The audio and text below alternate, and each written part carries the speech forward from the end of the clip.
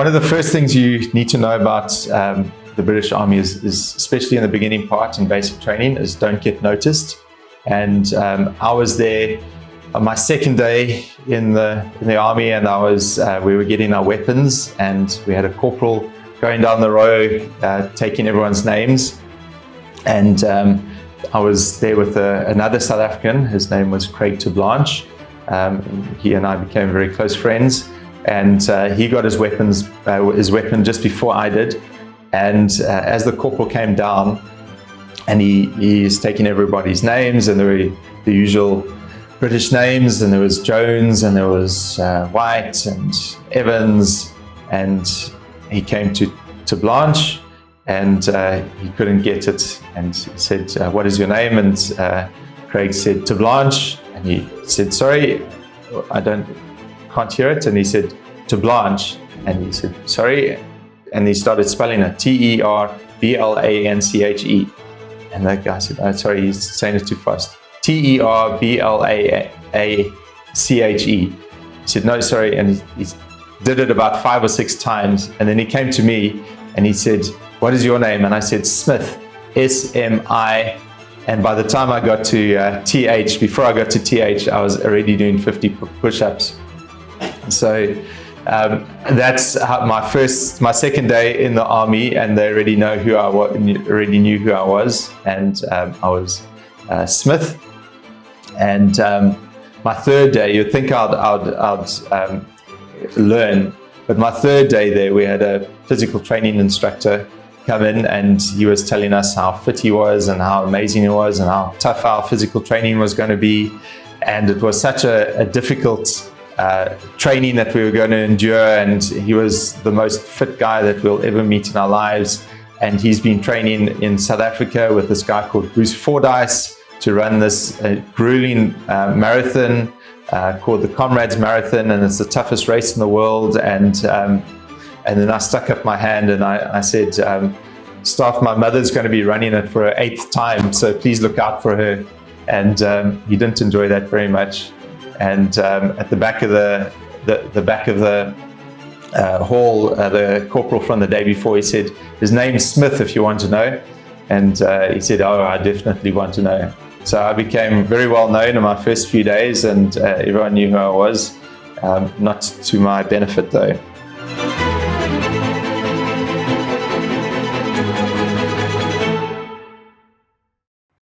So I went to the Royal Military Academy Sandhurst, which is based in Camberley in Surrey in the UK, and it is the officer's school, and I was trained to be an officer. The motto of Sandhurst is "Serve to Lead," and that is instilled in us as officers, that leadership comes through service. It's actually based on Jesus' role of leadership, although the British Army is quite secular. When this motto came about, they were a lot more Christian, and it was all about service. And I learned a lot of lessons from that, and how to lead. You need to serve others first before you think you can serve yourself. So some of the famous people who've been to Sandhurst are William and Harry. They were there about 3 or 4 years after I was there, and we spent quite a bit of time brushing shoulders with some very important people, and we met Prince Charles. I actually stood on Prince Charles's foot by mistake at a function. The Queen was often there. Well, one of the reasons I joined the British Army, and I felt led to go there by the Lord, was that I wanted to be a force for good rather than a force for bad, and I wanted to do construction rather than destruction.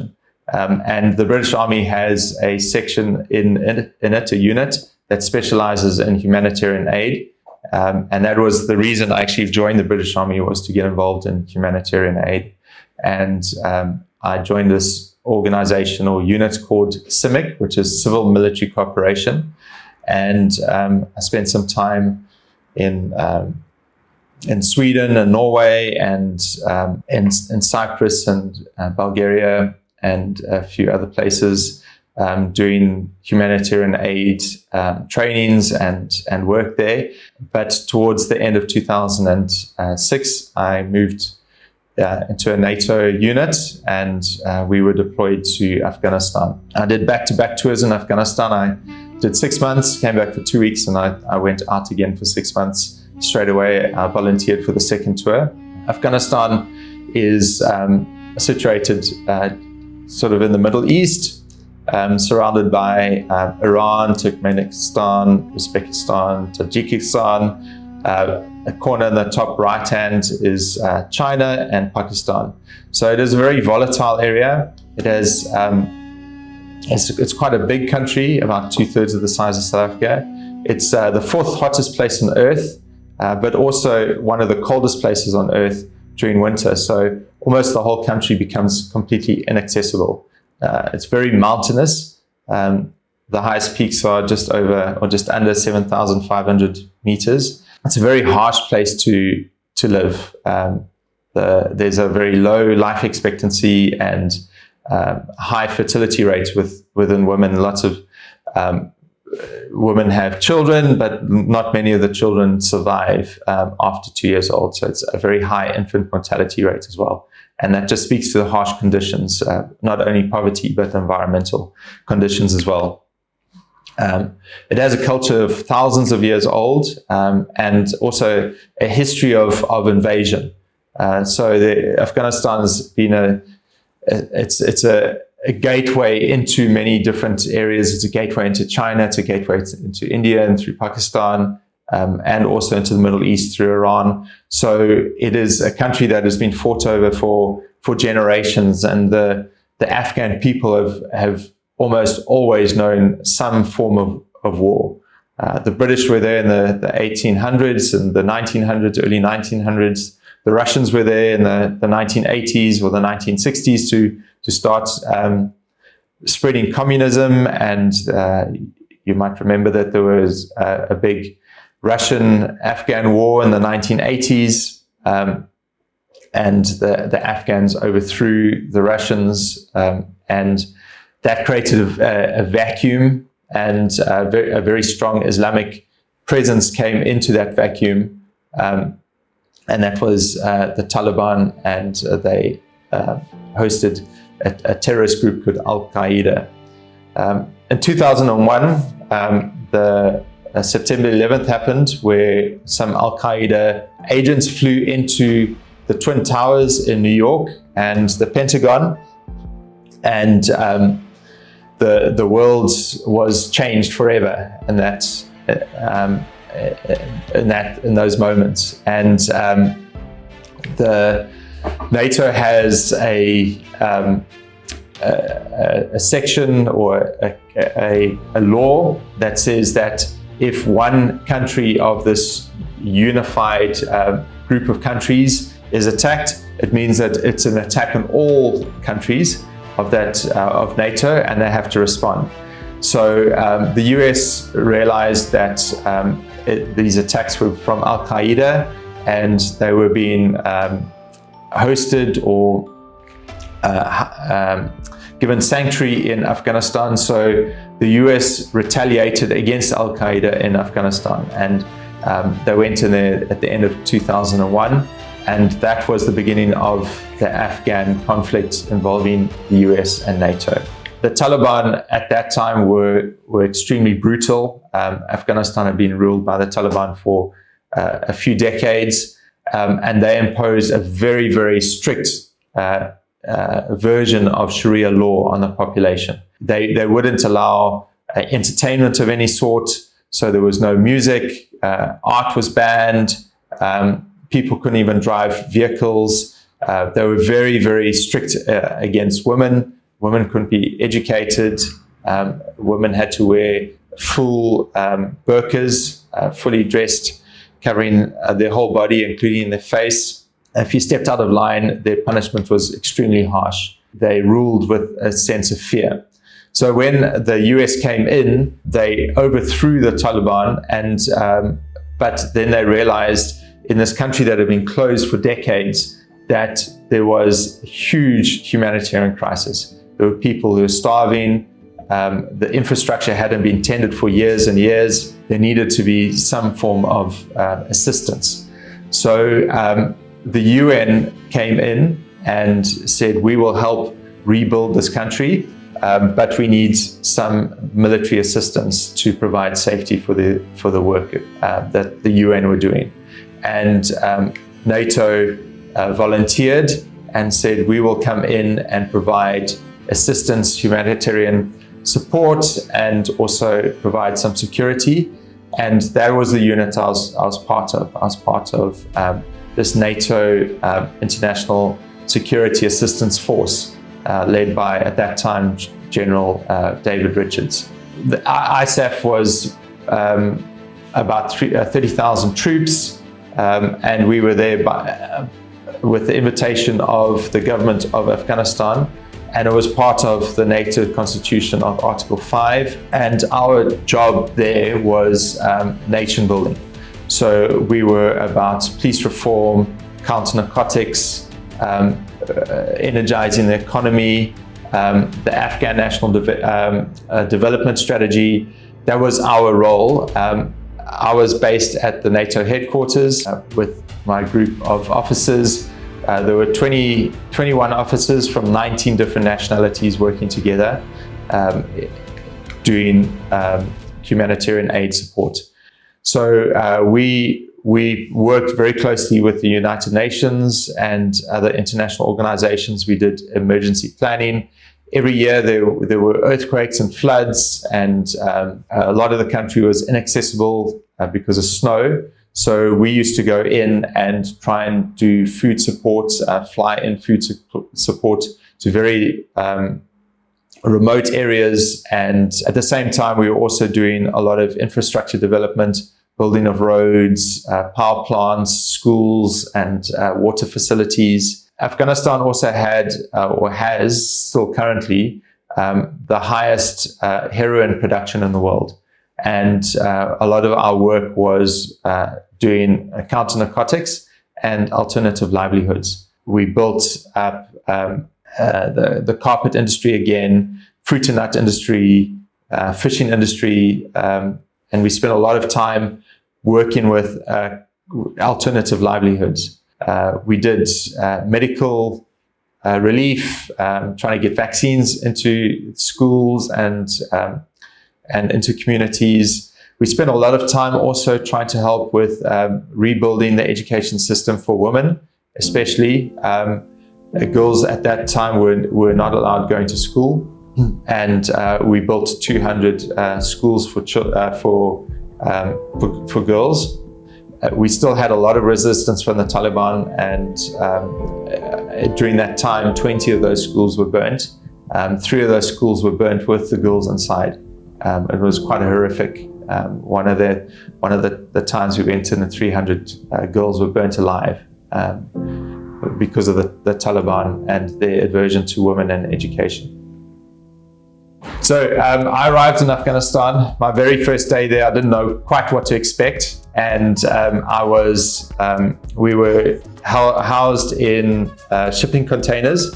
And my very first day there, in the middle of the night at about 3 in the morning, I heard this massive, huge sound, and I sat upright. I actually thought it was a jet engine that was flying right next to my head, and it turned out it was a rocket-propelled grenade, an RPG, that had come between my shipping container and the shipping container next to me, and it was about 1.5 meters space in between those, and it missed both of our shipping containers, and then exploded just in a safe space just beyond us.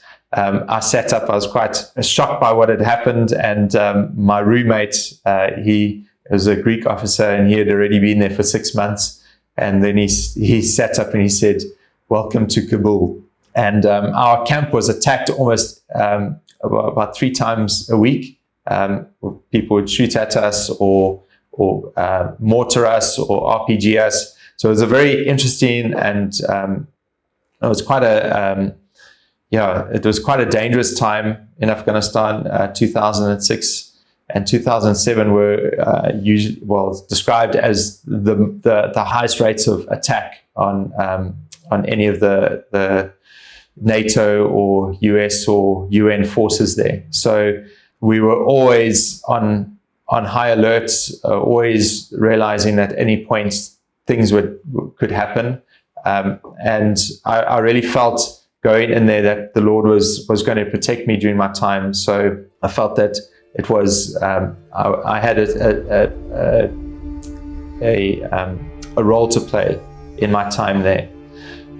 Very soon after I arrived, we went for a patrol out, and I was in a vehicle, and we were going to go and visit some sites where we were building some schools. It was quite a long drive, and I needed the toilet. So we stopped, and we all decided that we would get out and go over the hill and start just relieve ourselves. And I had a radio on, and my sergeant in the vehicle was in the vehicle just keeping them safe. And then he started saying, sir, there's some locals here and they're very upset about something. So I said, please can you try and use one of the interpreters and find out what they're saying and try and calm the situation down. He said, sir, they're very anxious and they're very upset about something. You need to come here immediately. And then he started talking through the interpreter, and then he said, no, stop, don't do anything, just stop. And we had walked into a minefield, and the locals were telling us that we had stepped into a live minefield. When the Russians were there, they had laid literally tens of millions of mines, and not all these mines had been cleared yet. On the video clip you'll see now, you can see this is just a video clip of mines that have been cleared. So you can see how many mines. Every mine that is cleared, a white stone is put in its place so people can see where the mines were. And we had stepped into one of these fields where these mines were live and they hadn't been replaced. So we had to retrace our steps very carefully back. And at one point we had to go onto our stomachs and prod in the sand to make sure that we didn't step on a mine. And the Lord's helped us there. I spent a year there in Afghanistan doing some very cool things. I enjoyed my job there thoroughly. I felt we were really contributing to the society. We spent a lot of time building schools and infrastructure and orphanages. We came across incredible places that were in such dire need of assistance and help. Orphanages that were in the middle of absolutely nowhere with no windows or doors, no facilities, and the temperature in winter used to drop to about -30 there. And so we were able to assist by building new facilities for them. We were also involved in sports. As South Africans, we know that sports brings about a unity. And one of the things we realized that we needed to do was we needed to bring sport back into the country. So we worked with the Afghan national cricket team. We were actually, when we arrived, that there was no Afghan cricket team at all. And we had to put together the first team. They were in exile, many of them playing in Pakistan. And we try to get those national players back into Afghanistan and work with some of the local players there. The facilities were terrible. There were no coaching staff. There was no physical training at all. And so we utilized some of the British physical trainers, and we got them in to do coaching and fitness.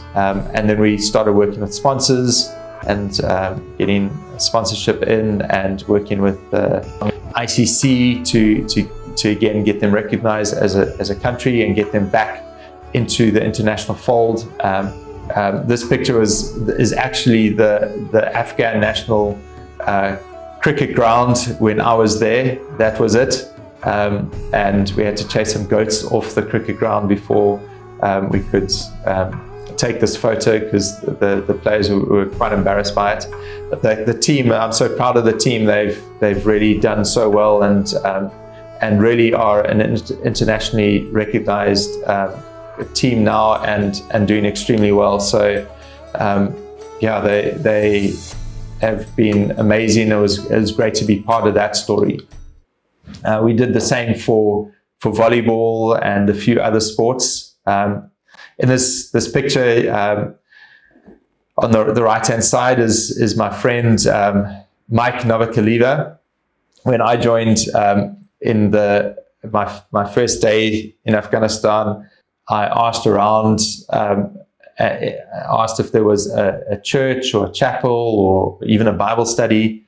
And although there were about just over 1,000 people on my base, not a single one of them was church going. And so I was there on my own.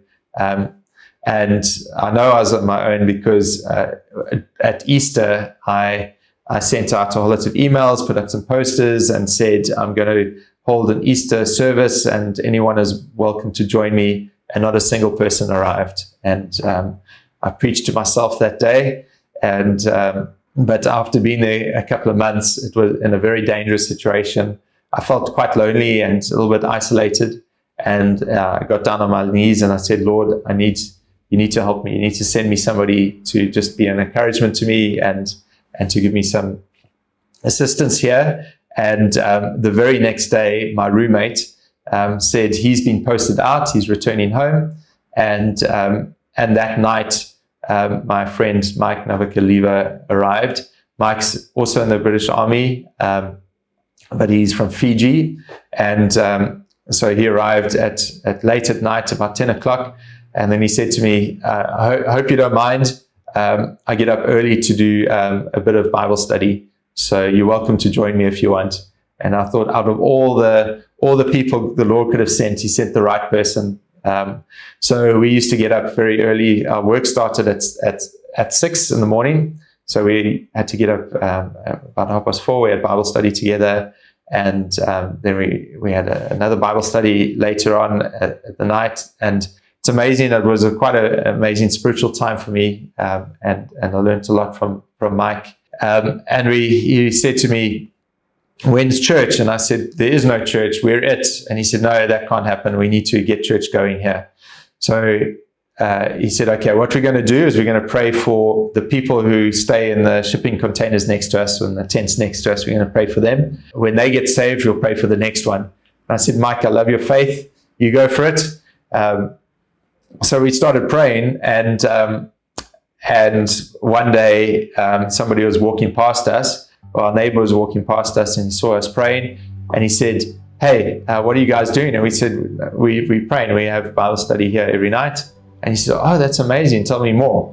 So we told him a bit more, and he said, can I join you? And I said, yeah, that's no problem. So he came and joined us, and he got saved. He's now a full-time pastor. The Lord just worked in his life. And so his roommate got saved as well, and they joined us. And then the next people they came and joined us, and they got saved. Eventually, in our small shipping container, we had about 15 or 16 people there meeting every night. And then we realized that it's the little room was a little bit too small for everyone. So we decided, okay, now's the time we're going to start a church. And so we got permission to use one of the lecture halls or the training facilities to start a church.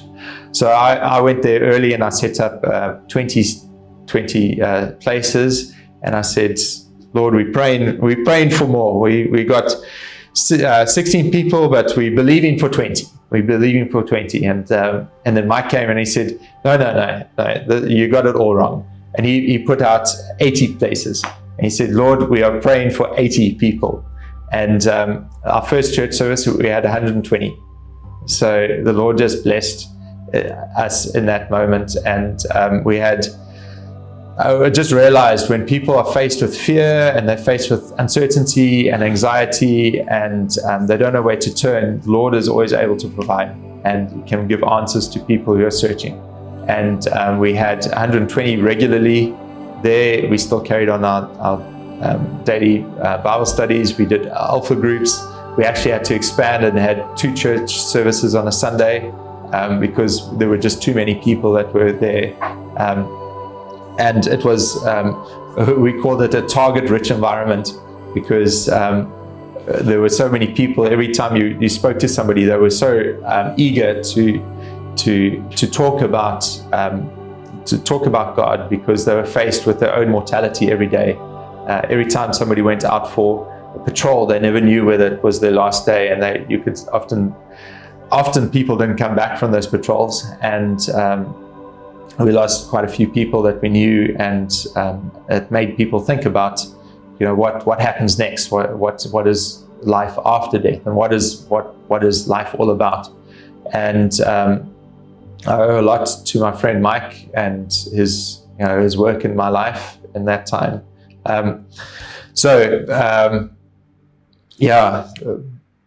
Mike was an amazing guy and helped me a lot. Towards the middle of my time in Afghanistan, there was a huge battle that happened in Kandahar. It's the biggest battle that has ever happened actually in Afghanistan, between the US and UN and NATO forces. There was a huge battle that took place. It was the biggest offensive against the Taliban, and it was called Operation Medusa. And because the fighting was so fierce, 150,000 refugees fled the fighting and descended upon this very small town called Kandahar.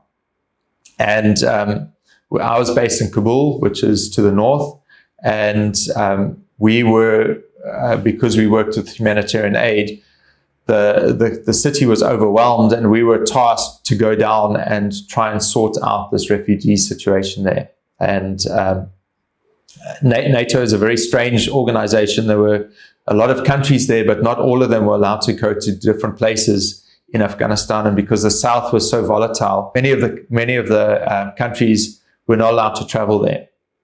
So they actually asked for volunteers and to go there to try and coordinate things. And I immediately volunteered, and I said, I'll be happy to go. And they asked for more volunteers, and the Dutch weren't allowed to go, and the Czech Republic weren't allowed to go, and a whole lot of other countries weren't allowed to go. And the only other country that was allowed to go was Hungary. So out of a unit of 21 officers, only 2 of us were actually allowed to go down to Kandahar to sort out a refugee situation of 150,000. But we got sent down, and my friend Norbert Taichi was with me, and we were quite young and had no idea what to expect going into the biggest battle that at that point Afghanistan had ever seen, and we were going into the middle of nowhere, and there were just 2 of us, and we had to try and solve this very big, complicated problem. And I said to my friend Norbert, I said, I don't know where you are with your faith or with what you believe in, but I'm a Christian, and so I think we should pray before we go. And he said he's not a believer, but he would be very happy if we prayed. So he said, how do we pray? And I said, well, it's very easy. It's just a conversation between me and God, and you and God, and we just have a conversation with him. And he said he doesn't know how to do that. So I said, well, why don't we do this? Why don't we just read Psalm 91 together? And so we read Psalm 91, and he found it an amazing encouragement. It was a huge encouragement to me as well. But Psalm 91 is all about the Lord's protection in times of trouble. It's about David being surrounded by his enemies and not knowing if he's going to survive the day, and putting his complete and utter trust in the Lord for his protection. Psalm 91, it says, if you live under the protection of God Most High and stay in the shadow of the Lord Almighty, and then you'll say to him, you are my fortress and my place of safety, and I'll trust you, and the Lord will protect you. And that is all what Psalm 91 is about. And I was going into a very crazy situation, but it is a prayer that we can all pray about our own personal lives. So Norbert and I prayed this prayer, and we got on this Hercules aircraft, and it was the oldest Hercules aircraft in NATO. So the pilot told us to get our pictures taken beforehand because he said, you never know if it's the last flight. And we were, because of the battle and the whole country was under very severe security threat, and there were a lot of surface-to-air missiles being fired.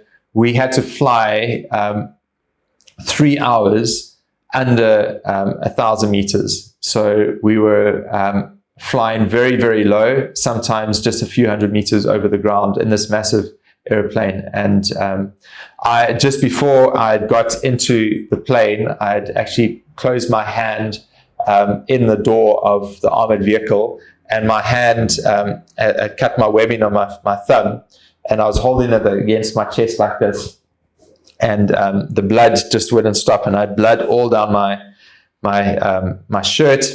And on the plane, because we were flying so low, we got incredibly seasick, airsick, and I was throwing up like crazy, and Norbert was throwing up, and everyone was very sick on the flight. And so when we landed, the people who greeted us just saw sick and blood and everything, and they thought we had been shot at or had some shrapnel or something. But it was the worst flight we've ever had. So we landed and we got some time to recuperate, and we were on the airstrip. And because we were so sick, we were just lying down, and we were supposed to immediately catch a helicopter, but the pilot told us, don't worry, we're not due to fly for another couple of hours, so why don't you guys go just take a walk around, become less sick, maybe go and have something to drink or eat, and come back here in 2 hours. So we left, and we spent some time just trying to rest. And while we were away, the orders changed, and the helicopter left without us. We weren't there to catch the helicopter. So I was very upset by it, because we had to get to the area where the refugees were, and we had to sort it out. And I needed to get there as quickly as possible. And Norbert, who wasn't a believer, he said to me, sometimes some things happen for a reason, so we just need to, just go with it. And I was, no, we had to get on that flight, and I was very upset. And what happened is that the flight landed, and the group of soldiers got out, and they immediately they landed in the streets, and they got out and started going on patrol. And as they were walking, somebody came with their bicycle and their son on the bicycle. And usually when you patrol, you try and keep a safe distance around your patrol, just for security. But they thought, because of the fighting and there was a bit of tension, they thought they would start with a bit of hearts and minds with the local population and be a little bit more friendly. So they allowed the person in, and he said his son wanted to shake the hand of a NATO soldier, and because NATO had done so much for them, so they said that's great, and they let him in. And as he came in, he blew himself up and his son, and killed six of the NATO soldiers, and injured another 6, so who lost arms and legs. And that was the patrol we would have been on if we had caught the helicopter. And we were, while we were waiting for the next helicopter, we were actually in the incident room, and we heard all of this going on over the radio. And Norbert just looked at me with his eyes raised and said, "Wow, that was pretty close." There's actually one of the soldiers that was injured. He later died, and a memorial for him. So we still needed to get out to the area, and the helicopters, because of the surface-to-air missiles, a couple of helicopters had been shot down. So they decided that we needed to go by a road, and we went. A 15-minute journey now became a 3-day journey. So we needed to take through very inaccessible areas. And we went in this vehicle. It's a Nyala, South African made, but used by the Canadians. It's a very tough vehicle. The bottom of the vehicle is especially designed to take blasts, whether it's landmines or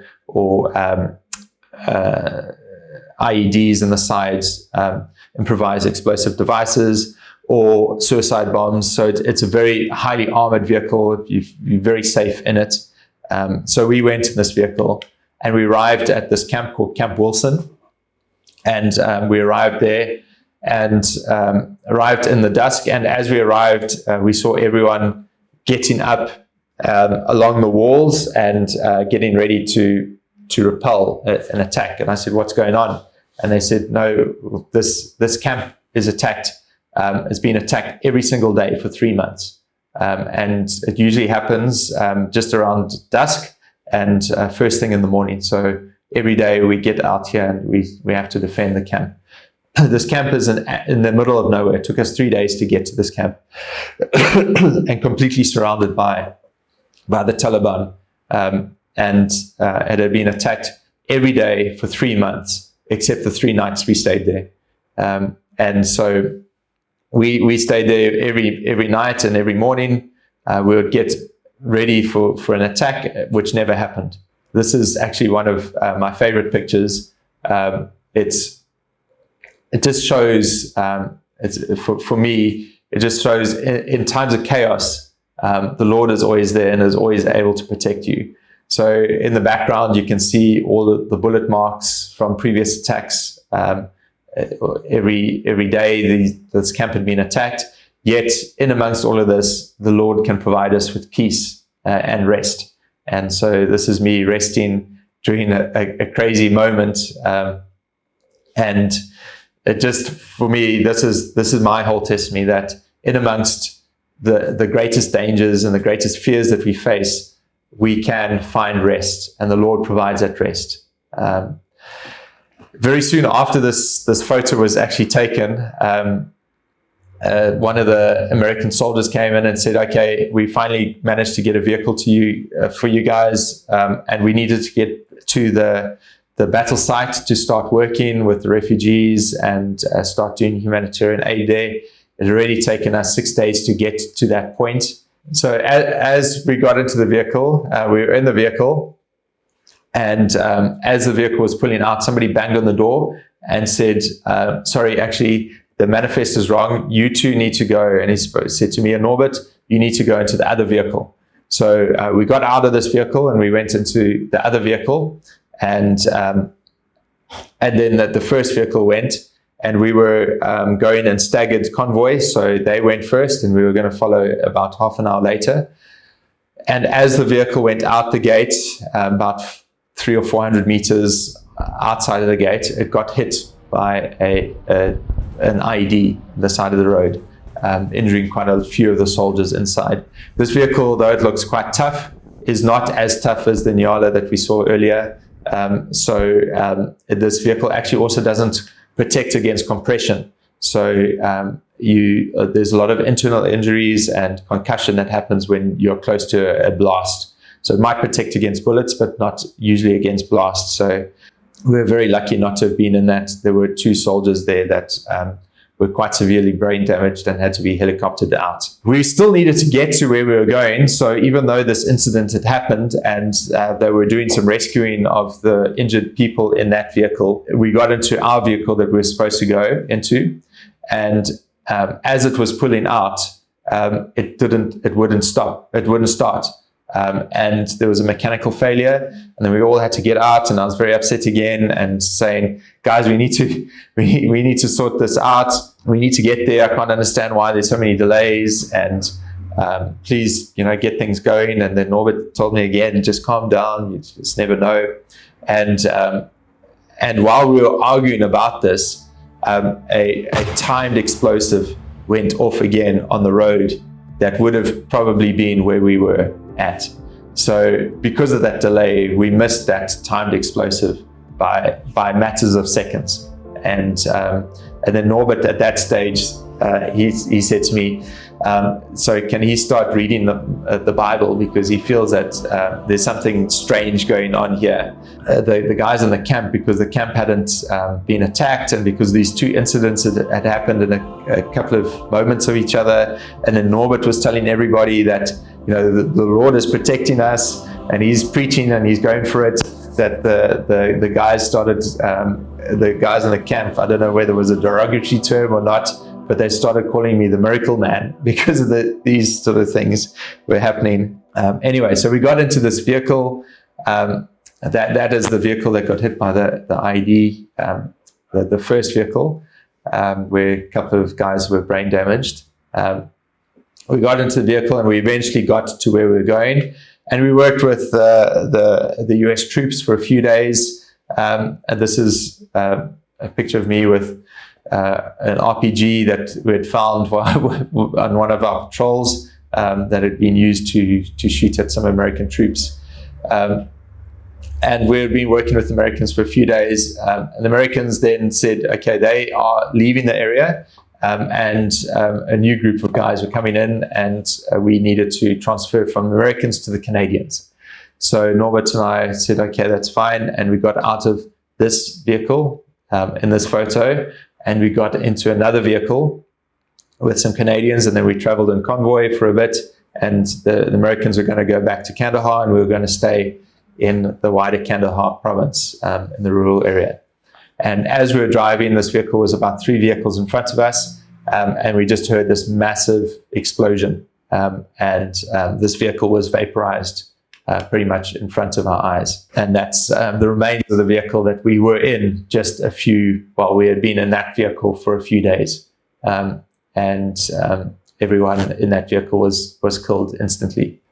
We still were with the Canadians, and in the background of this picture, you can see what was brewing for a number of days. And we were a very small unit. The Canadians and us I think there were about 10 of us. It was actually the same group of guys that had been on the helicopter, the survivors of that helicopter that went out on the patrol. And they were still working in that area. They lost 12 of their units, and there were only 10 left. And we were right in the middle, completely in the middle of Taliban territory. We'd go out at night in the dusk and do a patrol around the area. We're sleeping out in the open, and we'd do a patrol around the area, and we'll clear the area. And early morning, we'd do a patrol around the area, and we'd find booby traps and bombs set up around within 50 to 100 meters of where we were sleeping. So the Taliban were there. We'd often hear them at night. So we were being protected by 300 Afghan army, and there were only 10 of us, and we felt quite well protected, although we were right in the middle of the Taliban territory. But after a few days working with the Canadians, the Afghans, they decided that they had had enough of the fighting. They had actually also taken quite a few casualties, and they were feeling a little bit vulnerable. They decided they were going to quit. And so one day they just said, we're leaving. So the background of this picture, which I actually only found out later, was them starting to talk about them leaving. And then they came to see us, and they just left. And we were stuck, 10 of us in the middle of absolutely nowhere, completely surrounded by Taliban.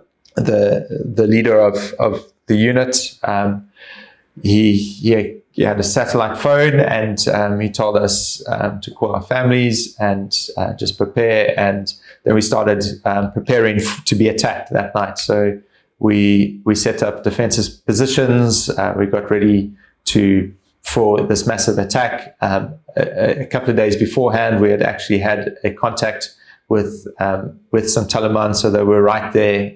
They had attacked a group of American soldiers, and so we knew that they were there.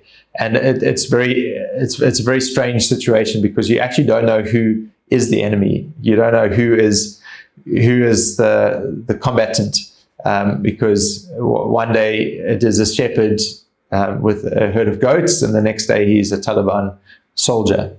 So You don't know who is around.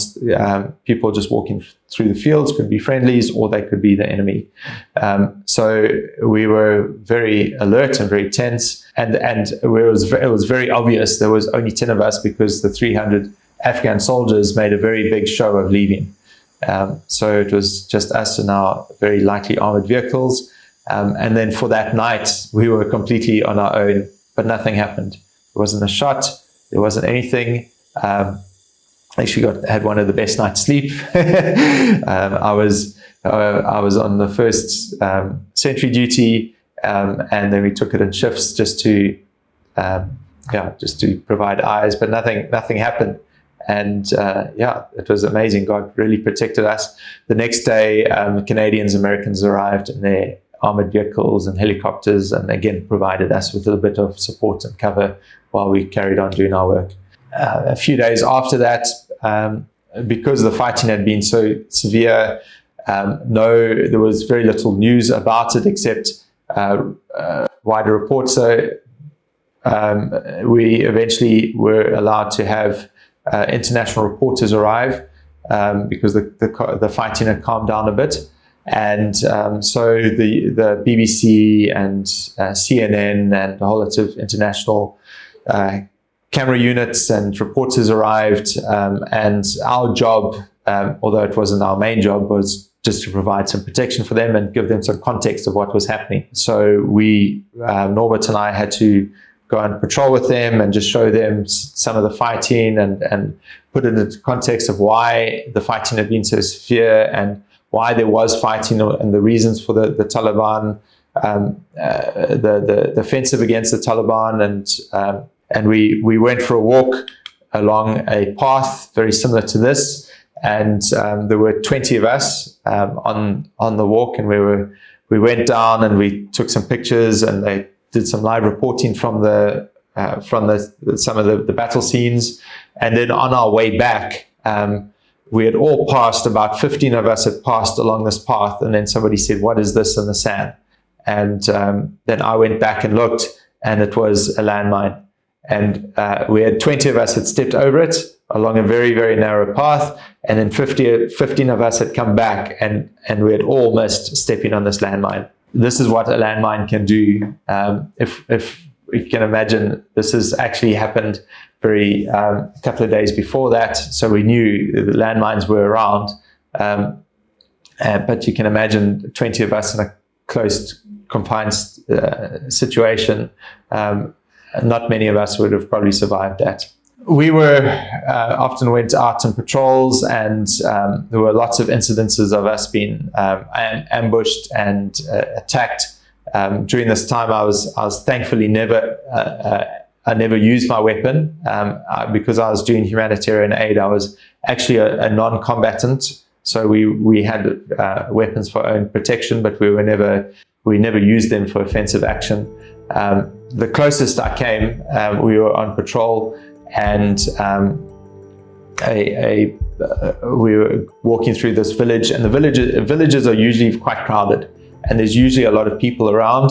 And when we were patrolling through the village, we realized there's no one around, and we were taught that you need to look for the presence of the abnormal or the absence of the normal.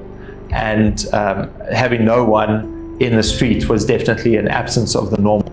And we realized that something strange was going on. And then we heard this motorbike chugging along, and we were patrolling down one street, and he was tracking us along the other street. And we would stop, and he would stop, and we would go, and he would go.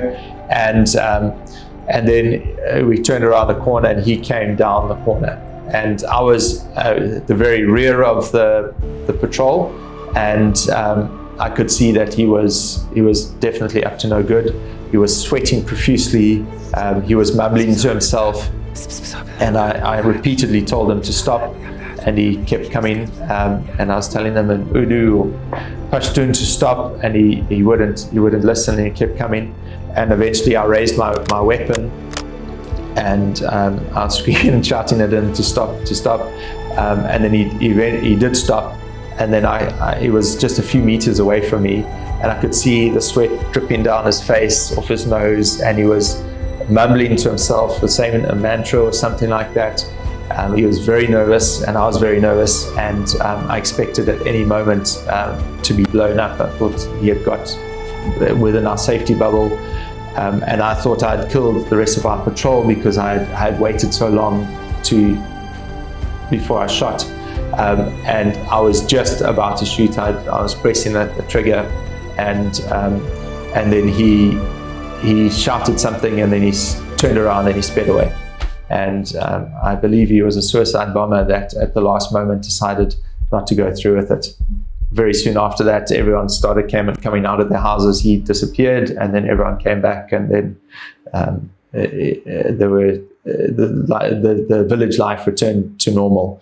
And we actually, I remember my knees actually collapsing because it was such a close call, and everyone was quite shocked by that. They were very close to me, but I was the closest to it. So the Lord protected us. I'd been in this situation for quite a while, quite a few weeks, and it was time for me to leave. I had done what I needed to do, and I needed to get out to be relieved. And we were on our way back. We had again missed another helicopter trip, and we needed to go by road. And I was in one of these Canadian vehicles, and as we were driving along, I heard the biggest noise I've ever heard in my life. This huge explosion. Our vehicle was lifted up. We almost toppled over. We were righted ourselves. I looked through. There's a very small window. I looked through the window. It was completely blacked out, but I could see through the window. There was just fire and chaos outside of us. And then the driver started screaming, "Move, move, move!" And we started pushing through the streets, and then a second explosion went off, and then a third explosion went off. And we had been hit by a suicide bomber. What had happened was we were driving along, and the suicide bomber tried to hit our vehicle. We were traveling in convoy. There were about 10 vehicles. Had hit our vehicle, but had not detonated. And the vehicle behind us was one of those Nyala vehicles, and the Nyala vehicle rode over that vehicle. And as it rode over that vehicle, the suicide bomb detonated. And that vehicle absorbed the significant amount of force of that suicide bomb. Some clips just to show what suicide bombs look like from other incidences in Afghanistan, so you can see just the force of some of these explosions. This clip is actually almost exactly what happened to us. You'll see a white vehicle coming along very shortly. So a vehicle suicide bomb will often be at the side of the road, and it will try and come in between a convoy and then detonate. So a vehicle like that had come in, and our vehicle had gone over. To see it from the outside, this is at a checkpoint near to where we were based in Kabul. Not the same year I was there, but you can see how what an explosion looks like. So one of these went off just a few meters from us, and somehow none of the soldiers were impacted. Unfortunately, there were 19 civilians in the market that were killed by the explosion, but none of our soldiers were killed. This is the Nyala vehicle that had gone over that suicide vehicle and had absorbed most of the impact.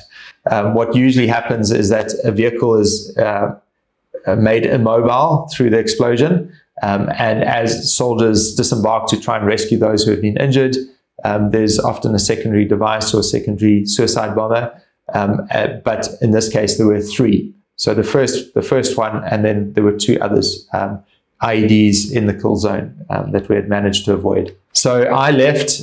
My friend Mike was deployed in my place. He was quite upset about it. He's got 5 kids, and so Mike came in, and I left on a Tuesday. On the Wednesday, the vehicle went for a patrol, and Mike arrived on the Thursday. And that vehicle that we were with the Canadians in the Wednesday was hit by a roadside bomb as well. And so you can see some of so this is the vehicle that we were traveling in the whole time I was there, and had been hit by the IED in the day between Mike and myself. Mike has his own stories. He has his own situation, stories there. He was there for another couple of weeks. But this is my story of how the Lord assisted me and my friend Norbert. Norbert became a Christian from this incident, and the Lord really impacted his life. And I use this as a story of saying to others, we live in situations where we are fearful. Things happen all the time, and I don't know how people get through life without putting their trust in the Lord. I don't know how people can walk out the street without being under the protection of the Lord. So I was in a very unreal situation. It's not something everyone faces every day, and it's completely not a normal situation. But we can bring the Lord's protection into our normal lives. We drive on the streets every day. We face things every day, and I don't want to say that bad things are never going to happen, but we need to put our trust in the Lord. We need to give ourselves completely over to Him, and He promises us that He will protect us, and He will give us strength. And that is why I call my testimony In His Shelter. And I pray for all of you that you would also be in His shelter, that He will protect you from the bullets of our world and the fears of our world. And I pray that the Lord will release you from fear and anxiety when you put your trust in Him. Thank you.